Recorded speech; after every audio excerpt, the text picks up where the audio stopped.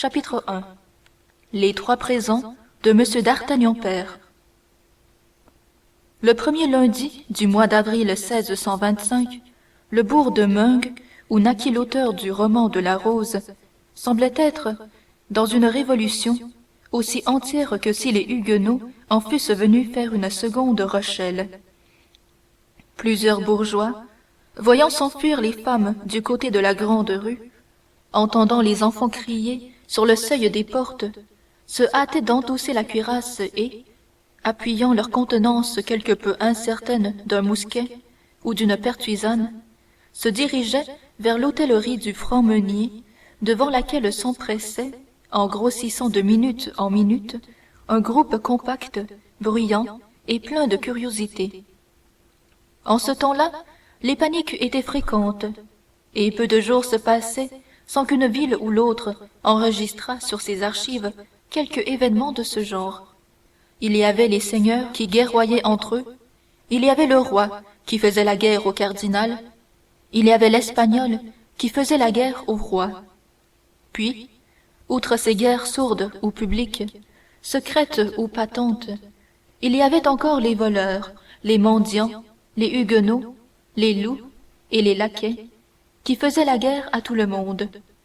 Les bourgeois s'armaient toujours contre les voleurs, contre les loups, contre les laquais, souvent contre les seigneurs et les huguenots, quelquefois contre le roi, mais jamais contre le cardinal et l'espagnol. Il résulta donc de cette habitude prise que, ce susdit premier lundi du mois d'avril 1625, les bourgeois, entendant du bruit, et ne voyant ni le guidon jaune ni rouge, ni la livrée du duc de Richelieu, se précipitèrent du côté de l'hôtel du franc-meunier.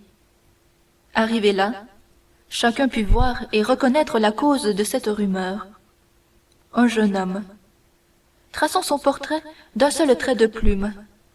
Figurez-vous Don Quichotte, à 18 ans, Don Quichotte décorcelé, sans haubert et sans cuissard, Don Quichotte revêtu d'un pourpoint de laine dont la couleur bleue s'était transformée en une nuance insaisissable de lie de vin et d'azur céleste. Visage long et brun, la pommette des joues saillantes, signe d'astuce, les muscles maxillaires énormément développés, indice infaillible auquel on reconnaît le Gascon, même sans béret, et notre jeune homme portait un béret orné d'une espèce de plume. L'œil ouvert et intelligent, le nez crochu, mais finement dessiné, trop grand pour un adolescent, trop petit pour un homme fait, et qu'un œil exercé eût pris pour un fils de fermier en voyage, sans sa longue épée qui, pendue à un baudrier de peau, battait les mollets de son propriétaire quand il était à pied, et le poil hérissé de sa monture quand il était à cheval. Car notre jeune homme avait une monture, et cette monture était même si remarquable qu'elle fut remarquée. C'était un bidet du Béarn, âgé de 12 ou 14 ans, jaune de robe, sans crin à la queue, mais non pas sans javard aux jambes, et qui, tout en marchant la tête plus bas que les genoux, ce qui rendait inutile l'application de la martingale, faisait encore également ses 8 lieues par jour. Malheureusement, les qualités de ce cheval étaient si bien cachées sous son poil étrange et son allure incongrue, que dans un temps où tout le monde se connaissait en chevaux, l'apparition du susdit bidet à Meung, où il était entré il y avait un quart d'heure à peu près, par la porte de Beaugency, produisit une sensation dont la défaveur rejaillit jusqu'à son cavalier. Et cette sensation avait été d'autant plus pénible au jeune d'Artagnan, ainsi s'appelait le Don Quichotte de cette autre Rocinante, qu'il ne se cachait pas le côté ridicule que lui donnait, si bon cavalier qu'il fût, une pareille monture. Aussi avait-il fort soupiré en acceptant le don que lui en avait fait M. d'Artagnan père. Il n'ignorait pas qu'une pareille bête valait au moins 20 livres. Il est vrai que les paroles dont le présent avait été accompagné n'avaient pas de prix. Mon fils, avait dit le gentilhomme gascon, dans ce pur patois de Béarn dont Henri IV n'avait jamais pu parvenir à se défaire. Mon fils, ce cheval est né dans la maison de votre père, il y a tantôt 13 ans, et y est resté depuis ce temps-là, ce qui doit vous porter à l'aimer. Ne le vendez jamais, laissez-le mourir tranquillement et honorablement de vieillesse. Et si vous faites campagne avec lui, ménagez-le comme vous ménageriez un vieux serviteur. À la cour, continua M. d'Artagnan père, si toutefois vous avez l'honneur d'y aller, honneur auquel, du reste, votre vieille noblesse vous donne des droits, soulignez dignement votre nom de gentilhomme, qui a été porté dignement par vos ancêtres depuis plus de 500 ans. Pour vous et pour les vôtres, par les vôtres, j'entends vos parents et vos amis, ne supportez jamais rien que de monsieur le cardinal et du roi. C'est par son courage, entendez-vous bien, par son courage seul, qu'un gentilhomme fait son chemin aujourd'hui. Quiconque tremble une seconde laisse peut-être échapper l'appât que, pendant cette seconde justement, la fortune lui tendait. Vous êtes jeune, vous devez être brave par 2 raisons. La première, c'est que vous êtes gascon, et la seconde, c'est que vous êtes mon fils. Ne craignez pas les occasions et cherchez les aventures. Je vous ai fait apprendre à manier l'épée. Vous avez un jarret de fer, un poignet d'acier. Battez-vous à tout propos. Battez-vous, d'autant plus que les duels sont défendus, et que, par conséquent, il y a 2 fois du courage à se battre. Je n'ai, mon fils, à vous donner que 15 écus, mon cheval, et les conseils que vous venez d'entendre. Votre mère y ajoutera la recette d'un certain baume qu'elle tient d'une bohémienne, et qui a une vertu miraculeuse pour guérir toute blessure qui n'atteint pas le cœur. Faites votre profit de tout, et vivez heureusement et longtemps. Je n'ai plus qu'un mot à ajouter, et c'est un exemple que je vous propose, non pas le mien, car je n'ai, moi, jamais paru à la cour, et n'ai fait que les guerres de religion en volontaire.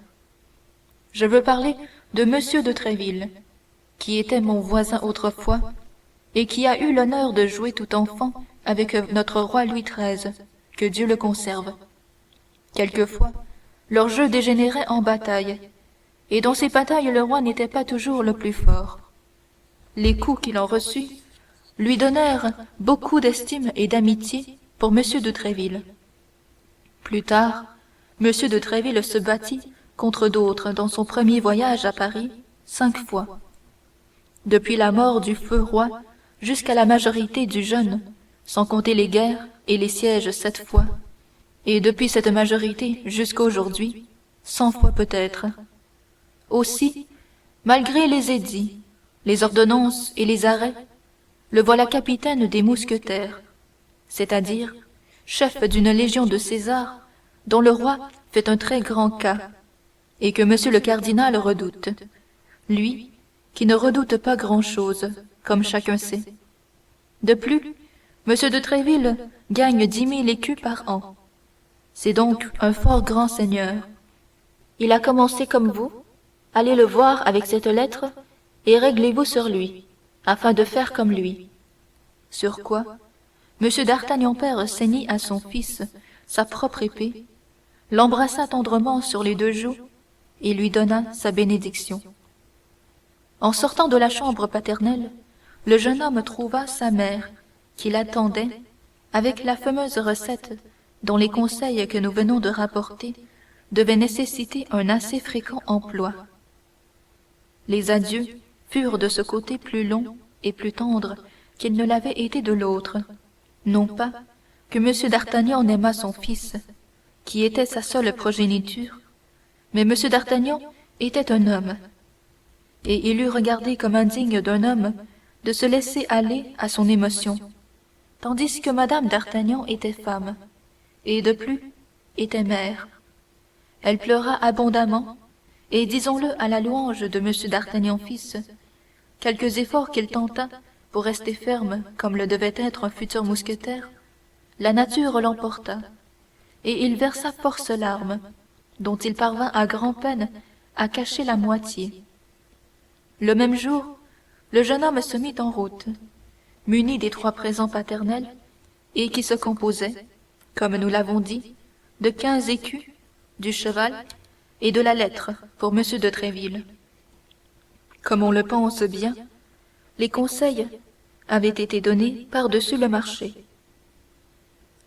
Avec un pareil vade-mecum, D'Artagnan se trouva, au moral comme au physique, une copie exacte du héros de Cervantes, auquel nous l'avons si heureusement comparé lorsque nos devoirs d'historiens nous ont fait une nécessité de tracer son portrait.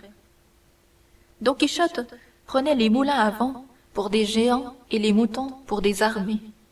D'Artagnan prit chaque sourire pour une insulte et chaque regard pour une provocation. Il en résulta qu'il eut toujours le poing fermé depuis Tarbes jusqu'à Meung, et que l'un dans l'autre, il porta la main au pommeau de son épée 10 fois par jour. Toutefois, le poing ne descendit sur aucune mâchoire, et l'épée ne sortit point de son fourreau. Ce n'est pas que la vue du malencontreux bidet jaune n'épanouit bien des sourires sur les visages des passants, mais, comme au-dessus du bidet sonnait une épée de taille respectable, et qu'au-dessus de cette épée brillait un œil plutôt féroce que fier, les passants réprimaient leur hilarité, ou, si l'hilarité l'emportait sur la prudence, ils tâchaient au moins de ne rire que d'un seul côté, comme les masques antiques. D'Artagnan demeura donc majestueux et intact dans sa susceptibilité jusqu'à cette malheureuse ville de Meung. Mais là, comme il descendait de cheval à la porte du franc-meunier, sans que personne, hôte, garçon ou palefrenier, fût venu prendre l'étrier au montoir, D'Artagnan avisa à une fenêtre entr'ouverte du rez-de-chaussée un gentilhomme de belle taille et de haute mine, quoique au visage légèrement renfrogné, lequel causait avec 2 personnes qui paraissaient l'écouter avec déférence. D'Artagnan crut tout naturellement, selon son habitude, être l'objet de la conversation, et écouta. Cette fois, D'Artagnan ne s'était trompé qu'à moitié. Ce n'était pas de lui qu'il était question, mais de son cheval. Le gentilhomme paraissait énumérer à ses auditeurs toutes ses qualités, et comme, ainsi que je l'ai dit, les auditeurs paraissaient avoir une grande déférence pour le narrateur, ils éclataient de rire à tout moment. Or, comme un demi-sourire suffisait pour éveiller l'irascibilité du jeune homme, on comprend quel effet produisit sur lui tant de bruyante hilarité. Cependant, D'Artagnan voulut d'abord se rendre compte de la physionomie de l'impertinent qui se moquait de lui. Il fixa son regard fier sur l'étranger et reconnut un homme de 40 à 45 ans, aux yeux noirs et perçants, au teint pâle, au nez fortement accentué, à la moustache noire et parfaitement taillée. Il était vêtu d'un pourpoint et d'un haut de chausse violet avec des aiguillettes de même couleur, sans aucun ornement que les crevés habituels par lesquels passait la chemise. Ce haut de chausse et ce pourpoint, quoique neufs, paraissaient froissés comme des habits de voyage longtemps renfermés dans un porte-manteau.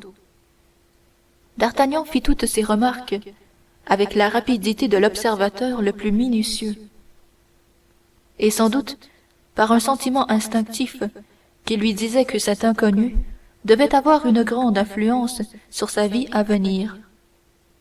Or, comme au moment où D'Artagnan fixait son regard sur le gentilhomme au pourpoint violet, le gentilhomme faisait, à l'endroit du bidet béarnais, une de ses plus savantes et de ses plus profondes démonstrations. Ses 2 auditeurs éclatèrent de rire, et lui-même laissa visiblement, contre son habitude, errer, si l'on peut ainsi parler, un pâle sourire sur son visage. Cette fois, il n'y avait plus de doute. D'Artagnan était réellement insulté. Aussi, plein de cette conviction, enfonça-t-il son béret sur ses yeux, et tâchant de copier quelques-uns des airs de cour qu'il avait surpris en Gascogne chez des seigneurs en voyage, Il s'avança, une main sur la garde de son épée et l'autre appuyée sur la hanche. Malheureusement, au fur et à mesure qu'il avançait, la colère l'aveuglant de plus en plus, au lieu du discours digne et hautain qu'il avait préparé pour formuler sa provocation, il ne trouva plus au bout de sa langue qu'une personnalité grossière qui l'accompagna d'un geste furieux. « Eh, monsieur !» s'écria-t-il. « Monsieur, qui vous cachez derrière ce volet. Oui, vous. Dites-moi donc un peu de quoi vous riez, et nous rirons ensemble. »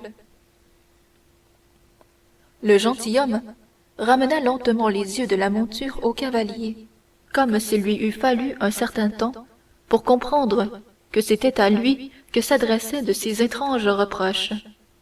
Puis, lorsqu'il ne put plus conserver aucun doute, ses sourcils se froncèrent légèrement, et après une assez longue pause, avec un accent d'ironie et d'insolence impossible à décrire, il répondit à D'Artagnan: « Je ne vous parle pas, monsieur. »« Mais je vous parle, moi !» s'écria le jeune homme, exaspéré de ce mélange d'insolence et de bonne manière, de convenance et de dédain. L'inconnu le regarda encore un instant, avec son léger sourire, et se retirant de la fenêtre, sortit lentement de l'hôtellerie pour venir à 2 pas de D'Artagnan se planter en face du cheval. Sa contenance tranquille et sa physionomie railleuse avaient redoublé l'hilarité de ceux avec lesquels il causait et qui, eux, étaient restés à la fenêtre. D'Artagnan, le voyant arriver, tira son épée d'un pied hors du fourreau. « Ce cheval est décidément, ou plutôt a été dans sa jeunesse, bouton d'or, » reprit l'inconnu, continuant les investigations commencées et s'adressant à ses visiteurs de la fenêtre, sans paraître aucunement remarquer l'exaspération de D'Artagnan, qui cependant se redressait entre lui et eux. C'est une couleur fort connue en botanique, mais jusqu'à présent fort rare chez les chevaux. Tel rit du cheval qui n'oserait pas rire du maître, s'écria l'émule de Tréville, furieux. Je ne ris pas souvent, monsieur, reprit l'inconnu, ainsi que vous pouvez le voir vous-même à l'air de votre visage. Mais je tiens cependant à conserver le privilège de rire quand il me plaît. Et moi, s'écria D'Artagnan, je ne veux pas qu'on rie quand il me déplaît. En vérité, monsieur, continua l'inconnu, plus calme que jamais. Eh bien, c'est parfaitement juste. Et tournant sur ses talons, il s'apprêta à rentrer dans l'hôtellerie par la grande porte, sous laquelle D'Artagnan, en arrivant, avait remarqué un cheval tout sellé. Mais D'Artagnan n'était pas de caractère à lâcher ainsi un homme qui avait eu l'insolence de se moquer de lui.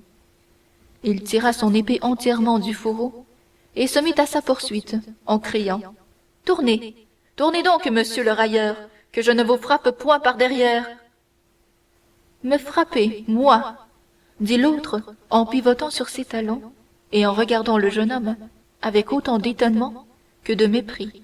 « Allons, allons donc, mon cher, vous êtes fou. » Puis, à demi-voix, comme s'il se fût parlé à lui-même, « C'est fâcheux, continua-t-il, quelle trouvaille pour sa majesté, qui cherche des braves de tous côtés pour recruter ses mousquetaires. » Il l'achevait à peine que D'Artagnan lui allongea un si furieux coup de pointe que, s'il n'eût fait vivement un bond en arrière, il est probable qu'il eût plaisanté pour la dernière fois.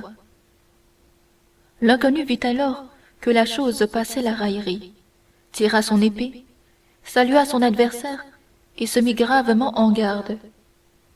Mais au même moment, ses 2 auditeurs, accompagnés de l'hôte, tombèrent sur D'Artagnan à grands coups de bâton, de pelle et de pincette. Cela fit une diversion si rapide et si complète à l'attaque que l'adversaire de D'Artagnan, pendant que celui-ci se retournait pour faire face à cette grêle de coups, regainait avec la même précision et, d'acteur qu'il avait manqué d'être, redevenait spectateur du combat, rôle dont il s'acquitta avec son impassibilité ordinaire, tout en marmonnant néanmoins: Peste soit des Gascons! Remettez-le sur son cheval orange, et qu'il s'en aille. Pas avant de t'avoir tué, lâche! Cria d'Artagnan, tout en faisant face du mieux qu'il pouvait, et sans reculer d'un pas, à ses trois ennemis, qui leur moulaient de coups. Encore une gasconnade, murmura le gentilhomme. Sur mon honneur, ces Gascons sont incorrigibles. Continuez donc la danse, puisqu'il le veut absolument. Quand il sera là, il dira qu'il en a assez. Mais l'inconnu ne savait pas encore à quel genre d'entêté il avait affaire. D'Artagnan n'était pas homme à jamais demander merci. Le combat continua donc quelques secondes encore. Enfin, d'Artagnan, épuisé, laissa échapper son épée qu'un coup de bâton brisa en deux morceaux. Un autre coup, qui lui entama le front, le renversa presque en même temps tout sanglant et presque évanoui. C'est à ce moment que de tous côtés on accourut sur le lieu de la scène. L'hôte, craignant du scandale, emporta, avec l'aide de ses garçons, le blessé dans la cuisine où quelques soins lui furent accordés. Quant au gentilhomme, il était revenu prendre sa place à la fenêtre et regardait avec une certaine impatience toute cette foule, qui semblait, en demeurant là, lui causer une vive contrariété. Eh bien, comment va cet enragé? Reprit-il, en se retournant au bruit de la porte qui s'ouvrit, et en s'adressant à l'hôte, qui venait s'informer de sa santé. Votre Excellence est saine et sauve? Demanda l'hôte. Oui, parfaitement saine et sauve, mon cher hôtelier. Et c'est moi qui vous demande ce qu'est devenu notre jeune homme. Il va mieux, dit l'hôte. Il s'est évanoui tout à fait. Vraiment, fit le gentilhomme. Mais avant de s'évanouir, il a rassemblé toutes ses forces pour vous appeler et vous défier en vous appelant. Mais c'est donc le diable en personne que ce gaillard-là, s'écria l'inconnu. Oh non, votre Excellence, ce n'est pas le diable, reprit l'hôte, avec une grimace de mépris, car pendant son évanouissement, nous l'avons fouillé, et il n'a dans son paquet qu'une chemise, et dans sa bourse que 11 écus, ce qui ne l'a pas empêché de dire en s'évanouissant que si pareille chose était arrivée à Paris, vous vous en repentiriez tout de suite, tandis qu'ici, vous ne vous en repentiriez que plus tard. Alors, dit froidement l'inconnu, c'est quelque prince de sang déguisé. Je vous dis cela, mon gentilhomme, reprit l'hôte, afin que vous vous teniez sur vos gardes. Et il n'a nommé personne dans sa colère? Si fait. Il frappait sur sa poche, et disait, nous verrons ce que M. de Tréville pensera de cette insulte faite à son protégé. Monsieur de Tréville, dit l'inconnu, en devenant attentif. Il frappait sur sa poche en prononçant le nom de Monsieur de Tréville. Voyons, mon cher hôte, pendant que votre jeune homme était évanoui, vous n'avez pas été, j'en suis bien sûr, sans regarder aussi cette poche-là. Qu'y avait-il? Une lettre adressée à Monsieur de Tréville, capitaine des mousquetaires. En vérité, c'est comme j'ai l'honneur de vous le dire, Excellence. L'hôte, qui n'était pas doué d'une grande perspicacité, ne remarqua point l'expression que ces paroles avaient donnée à la physionomie de l'inconnu. Celui-ci quitta le rebord de la croisée sur lequel il était toujours resté, appuyé du bout du coude, et fronça le sourcil en homme inquiet. Diable, murmura-t-il entre ses dents, Tréville m'aurait-il envoyé ce Gascon? Il est bien jeune, mais un coup d'épée est un coup d'épée, quel que soit l'âge de celui qui le donne, et l'on se défie moins d'un enfant que de tout autre. Il suffit parfois d'un faible obstacle pour contrarier un grand dessein. Et l'inconnu tomba dans une réflexion qui dura quelques minutes. Voyons l'hôte, dit-il. Est-ce que vous ne me débarrasserez pas de ce frénétique? En conscience, je ne puis le tuer. Et cependant, ajouta-t-il avec une expression froidement menaçante, cependant il me gêne. Où est-il? Dans la chambre de ma femme, où on le pense, au premier étage. Ses hardes et son sac sont avec lui. Il n'a pas quitté son pourpoint. Tout cela, au contraire, est en bas dans la cuisine. Mais puisqu'il vous gêne, ce jeune fou, sans doute, il cause dans votre hôtellerie un scandale auquel d'honnêtes gens ne sauraient résister. Montez chez vous, faites mon compte et avertissez mon laquais. Quoi, monsieur nous quitte déjà? Vous le savez bien, puisque je vous avais donné l'ordre de seller mon cheval. Ne m'a-t-on point obéi? Si fait, et comme votre Excellence a pu le voir, son cheval est sous la grande porte, tout appareillé pour partir. C'est bien. Faites ce que je vous ai dit alors. Ouais, se dit l'hôte, aurait-il peur du petit garçon? Mais un coup d'œil impératif de l'inconnu vint l'arrêter court. Il salua humblement et sortit. Il ne faut pas que Milady soit aperçue de ce drôle, continua l'étranger. Elle ne doit pas tarder à passer. Déjà même, elle est en retard. Décidément, vaut mieux que je monte à cheval et que j'aille au-devant d'elle. Si seulement je pouvais savoir ce que contient cette lettre adressée à Tréville. Et l'inconnu, tout en marmottant, se dirigea vers la cuisine. Pendant ce temps, l'hôte, qui ne doutait pas que ce ne fût la présence du jeune garçon qui chassa l'inconnu de son hôtellerie, était remonté chez sa femme, et avait trouvé d'Artagnan maître enfin de ses esprits. Alors, tout en lui faisant comprendre que la police pourrait bien lui faire un mauvais parti pour avoir été chercher querelle à un grand seigneur, car, à l'avis de l'hôte, l'inconnu ne pouvait être qu'un grand seigneur, il le détermina, malgré sa faiblesse, à se lever et à continuer son chemin. D'Artagnan, à moitié abasourdi, sans pourpoint et la tête tout emmaillotée de linge, se leva donc, et poussé par l'hôte, commença de descendre. Mais en arrivant à la cuisine, la première chose qu'il aperçut fut son provocateur, qui causait tranquillement au marchepied d'un lourd carrosse attelé de 2 gros chevaux normands. Son interlocutrice, dont la tête paraissait encadrée par la portière, était une femme de 20 à 22 ans. Nous avons déjà dit avec quelle rapidité d'investigation D'Artagnan embrassait toute physionomie. Il vit donc du premier coup d'œil que la femme était jeune et belle. Or, cette beauté le frappa d'autant plus qu'elle était parfaitement étrangère aux pays méridionaux que jusque-là D'Artagnan avait habité. C'était une pâle et blonde personne, aux longs cheveux bouclés tombant sur ses épaules, aux grands yeux bleus languissants, aux lèvres rosées et aux mains d'albâtre. Elle causait très vivement avec l'inconnu. Ainsi son éminence m'ordonne, disait la dame, de retourner à l'instant même en Angleterre et de la prévenir directement si le duc quittait Londres. Et quant à mes autres instructions, demanda la belle voyageuse, elles sont renfermées dans cette boîte, que vous n'ouvrirez que de l'autre côté de la Manche. Très bien. Et vous, que faites-vous? Moi, je retourne à Paris. Sans châtier cet insolent petit garçon? Demanda la dame. L'inconnu allait répondre. Mais, au moment où il ouvrait la bouche, D'Artagnan, qui avait tout entendu, s'élança sur le seuil de la porte. C'est cet insolent petit garçon qui châtie les autres, s'écria-t-il.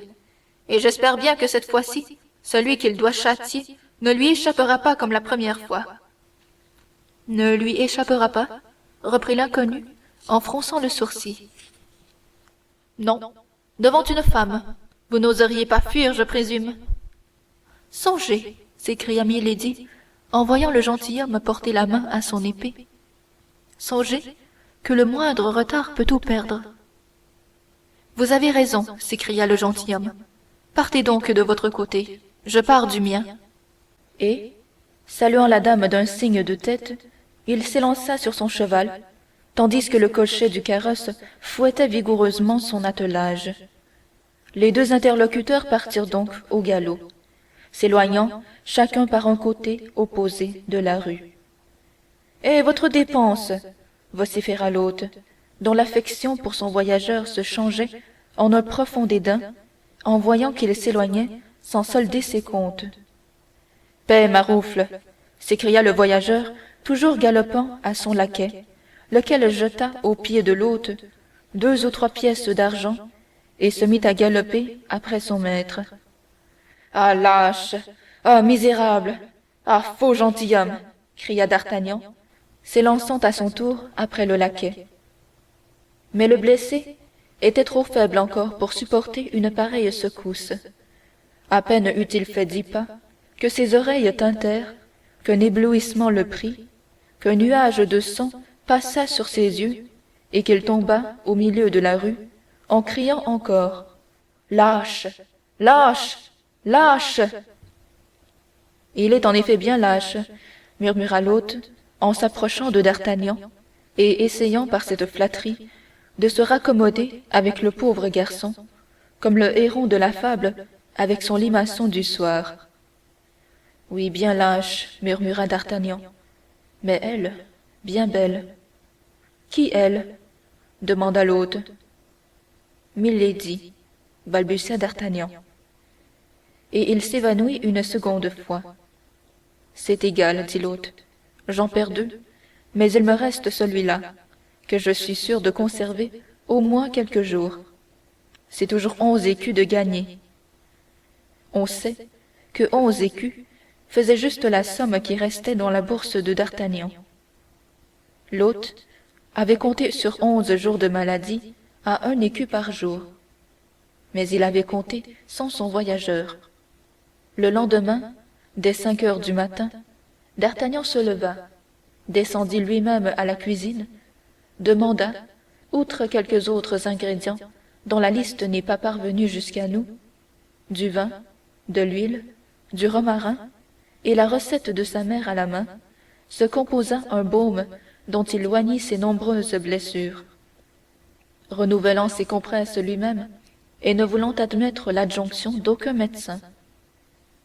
Grâce sans doute à l'efficacité du baume de Bohême, et peut-être aussi grâce à l'absence de tout docteur, d'Artagnan se trouva sur pied dès le soir même, et à peu près guéri le lendemain. Mais, au moment de payer ce romarin, cette huile et ce vin, seule dépense du maître qui avait gardé une diète absolue, tandis qu'au contraire le cheval jaune, au dire de l'hôtelier du moins, avait mangé 3 fois plus qu'on eût raisonnablement pu le supposer pour sa taille, d'Artagnan ne trouva dans sa poche que sa petite bourse de velours râpé, ainsi que les 11 écus qu'elle contenait. Mais quant à la lettre adressée à M. de Tréville, elle avait disparu. Le jeune homme commença par chercher cette lettre avec une grande patience, tournant et retournant 20 fois ses poches et ses goussets, fouillant et refouillant dans son sac, ouvrant et refermant sa bourse. Mais lorsqu'il eut acquis la conviction que la lettre était introuvable, il entra dans un 3e accès de rage, qui faillit lui occasionner une nouvelle consommation de vin et d'huile aromatisée. Car en voyant cette jeune mauvaise tête s'échauffer et menacer de tout casser dans l'établissement si l'on ne retrouvait pas sa lettre, l'hôte s'était déjà saisi d'un épieu, sa femme d'un manche à balai, et ses garçons des mêmes bâtons qui avaient servi la surveille. « Ma lettre de recommandation !» s'écriait d'Artagnan. « Ma lettre de recommandation, sang Dieu, ou je vous embroche tous comme des ortolans !» Malheureusement, une circonstance s'opposait à ce que le jeune homme accomplît sa menace. C'est que, comme nous l'avons dit, son épée avait été dans sa première lutte brisée en 2 morceaux, ce qu'il avait parfaitement oublié. Il en résulta que, lorsque d'Artagnan voulut en effet dégainer, il se trouva purement et simplement armé d'un tronçon d'épée de 8 ou 10 pouces à peu près, que l'hôte avait soigneusement renfoncé dans le fourreau. Quant au reste de la lame, le chef l'avait adroitement détournée pour s'en faire une lardoire. Cependant, cette déception n'eût probablement pas arrêté notre fougueux jeune homme, si l'hôte n'avait réfléchi que la réclamation que lui adressait son voyageur était parfaitement juste. « Mais au fait, dit-il en abaissant son épieu, où est cette lettre ?»« Oui, Où est cette lettre? S'écria d'Artagnan. D'abord, je vous en préviens, cette lettre est pour Monsieur de Tréville, et il faut qu'elle se retrouve. Ou si elle ne se retrouve pas, il saura bien la faire retrouver, lui. Cette menace acheva d'intimider l'hôte. Après le roi et monsieur le cardinal, monsieur de Tréville était l'homme dont le nom, peut-être, était le plus souvent répété par les militaires et même par les bourgeois. Il y avait bien le père Joseph, c'est vrai, mais son nom à lui n'était jamais prononcé que tout bas. Tant était grande la terreur qu'inspirait l'éminence grise, comme on appelait le familier du cardinal. Aussi, jetant son épieu loin de lui, et ordonnant à sa femme d'en faire autant de son manche à balai et à ses valets de leurs bâtons, il donna le premier l'exemple, en se mettant lui-même à la recherche de la lettre perdue. Est-ce que cette lettre renfermait quelque chose de précieux? Demanda l'hôte au bout d'un instant d'investigation inutile. Sans dit, je le crois bien, s'écria le Gascon, qui comptait sur cette lettre pour faire son chemin à la cour. Elle contenait ma fortune. Des bons sur l'Espagne? Demanda l'hôte inquiet.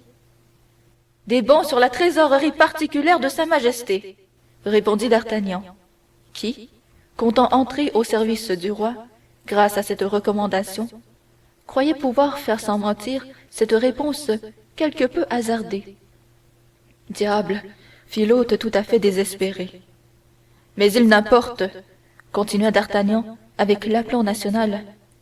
Il n'importe, et l'argent n'est rien. Cette lettre était tout. J'eusse mieux aimé perdre 1000 pistoles que de la perdre. Il ne risquait pas davantage à dire 20 000, mais une certaine pudeur juvénile le retint. Un trait de lumière frappa tout à coup l'esprit de l'hôte, qui se donnait au diable en ne trouvant rien. « Cette lettre n'est point perdue, s'écria-t-il. « Ah !» fit d'Artagnan. « Non, elle vous a été prise. »« Prise? Et par qui ?»« Par le gentilhomme d'hier. Il est descendu à la cuisine, où était votre pourpoint. Il y est resté seul. Je gagerais que c'est lui qui l'a volée. »« Vous croyez ?» répondit d'Artagnan, peu convaincu, car il savait mieux que personne l'importance toute personnelle de cette lettre, et n'y voyait rien qui pût tenter la cupidité. Le fait est qu'aucun des valets, aucun des voyageurs présents n'eût rien gagné à posséder ce papier. « Vous dites donc, reprit d'Artagnan, que vous soupçonnez cet impertinent gentilhomme. »« Je vous dis que j'en suis sûr, continua l'hôte, lorsque je lui ai annoncé que votre seigneurie était le protégé de M. de Tréville, et que vous aviez même une lettre pour cet illustre gentilhomme, il a paru fort inquiet, m'a demandé où était cette lettre, et est descendu immédiatement à la cuisine, où il savait qu'était votre pourpoint. »« Alors c'est mon voleur, répondit d'Artagnan. Je m'en plaindrai à M. de Tréville, et M. de Tréville s'en plaindra au roi. Puis il tira majestueusement 2 écus de sa poche, les donna à l'hôte, qui l'accompagna, le chapeau à la main, jusqu'à la porte, remonta sur son cheval jaune, qui le conduisit, sans autre accident, jusqu'à la porte Saint-Antoine à Paris, où son propriétaire le vendit 3 écus, ce qui était fort bien payé, attendu que d'Artagnan l'avait fort surmené pendant la dernière étape. Aussi, le maquignon auquel d'Artagnan le céda, moyennant les 9 livres susdites, ne cacha-t-il point au jeune homme qu'il n'en donnait cette somme exorbitante qu'à cause de l'originalité de sa couleur. D'Artagnan entra donc dans Paris à pied, portant son petit paquet sous son bras, et marcha tant qu'il trouva à louer une chambre qui convînt à l'exiguïté de ses ressources. Cette chambre fut une espèce de mansarde, sise rue des Fossoyeurs, près du Luxembourg. Aussitôt le denier à Dieu donné, d'Artagnan prit possession de son logement, passa le reste de la journée à coudre à son pourpoint et à ses chausses des passementeries que sa mère avait détachées d'un pourpoint presque neuf de M. d'Artagnan père, et qu'elle lui avait donné en cachette. Puis il alla quai de la Ferraille, faire remettre une lame à son épée, Puis il revint au Louvre s'informer, au premier mousquetaire qu'il rencontra, de la situation de l'hôtel de M. de Tréville, lequel était situé rue du Vieux-Colombier, c'est-à-dire justement dans le voisinage de la chambre arrêtée par d'Artagnan. Circonstance qui lui parut d'un heureux augure pour le succès de son voyage. Après quoi, content de la façon dont il s'était conduit à Meung, sans remords dans le passé, confiant dans le présent et plein d'espérance dans l'avenir, il se coucha et s'endormit du sommeil du brave. Ce sommeil, tout provincial encore, le conduisit jusqu'à 9 heures du matin, heure à laquelle il se leva pour se rendre chez ce fameux M. de Tréville, le troisième personnage du royaume, d'après l'estimation paternelle.